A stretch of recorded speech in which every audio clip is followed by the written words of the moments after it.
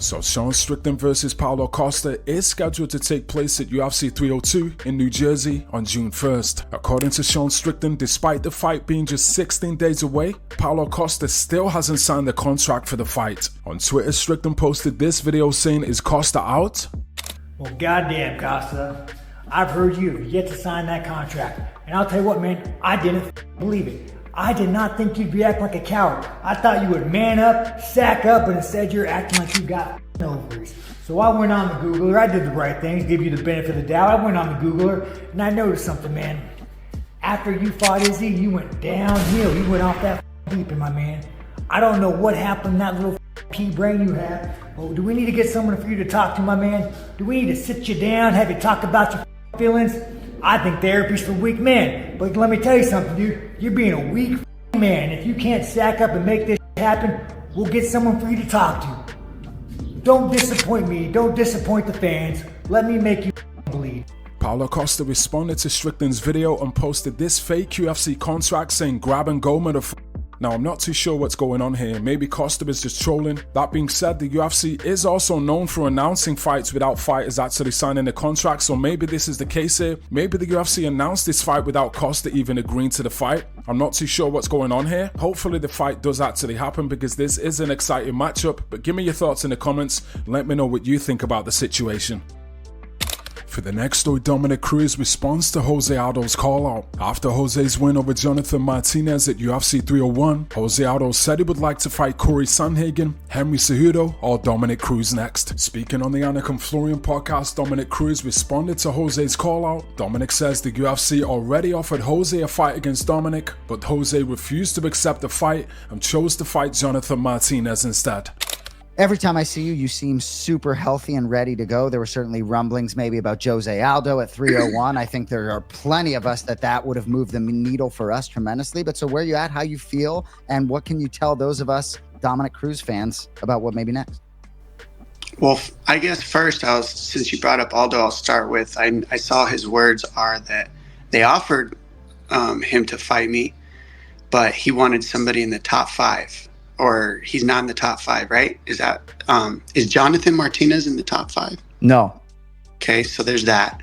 And then why would you want to be in the top 5 unless you're going to fight for the title? Is he planning on renegotiating his contract for another 6 fights and going for the title?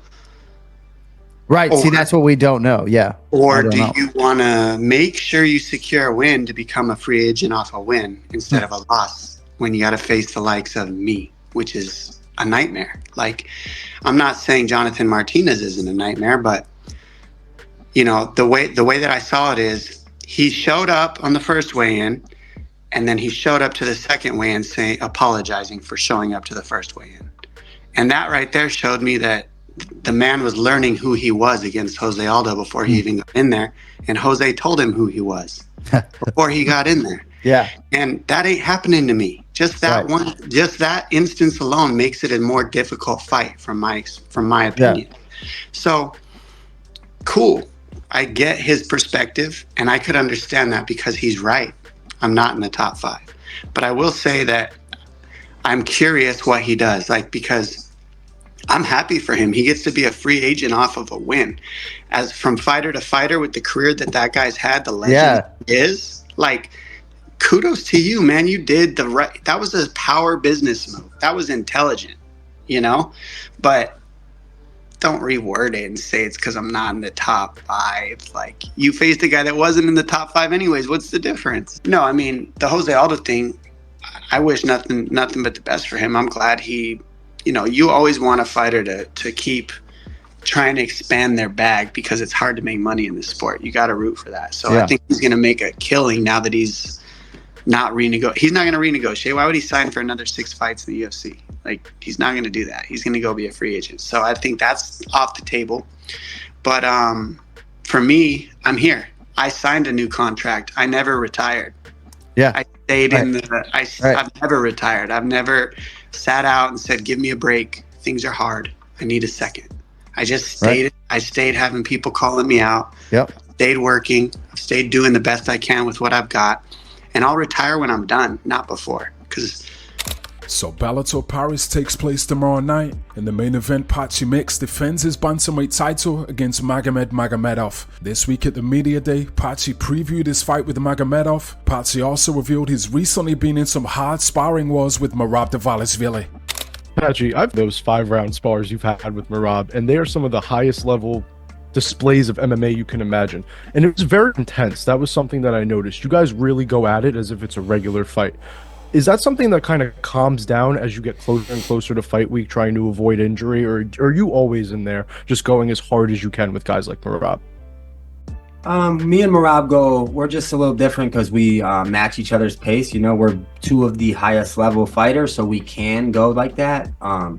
I feel us being grappler heavy too, it's easier to push that pace, you know, harder than us being two, let's say, world-class kickboxers trying to just only kick each other's heads off. So I think that those styles kind of help us. And then, you know, just, I guess I don't really, just when I go with the highest level guys, you know, I really get it in. So, you know, and it really emulates a fight simulation, especially with me and Merab. You know, we do 5-5s. Like, you know, I bet you Merab and me, I bet you 5-5s is a lot tougher for him with me than it was his Peter Yan fight. And then I bet you 5-5s for me is a lot tougher for me than it was for my Horiguchi fight with him. You know what I mean?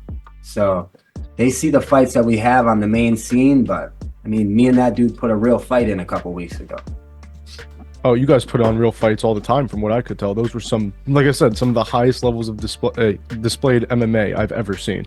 So you are talking about sparring. You sparred with the young Raul Rosas recently. What do you have to say about him and some of his skills?